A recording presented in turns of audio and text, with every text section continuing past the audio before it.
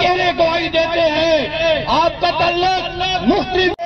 बड़े रहे जो इस आवाम की हुक्मरानी नहीं कर सकते। आज हम एक एहतजाज में ये कह रहे हैं कि बिजली के बिल वापस लो,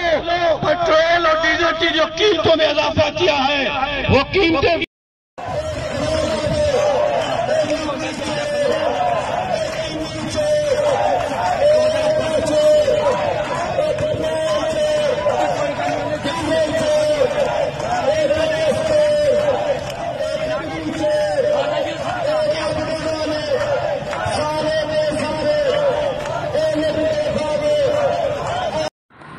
मलगरो दा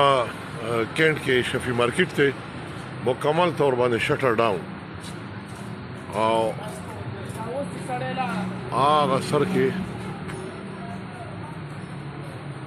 हम तंबू लगे दले दे गोरा बाजार साइड हम मुकम्मल तौर पर पांदे सरगरान वाला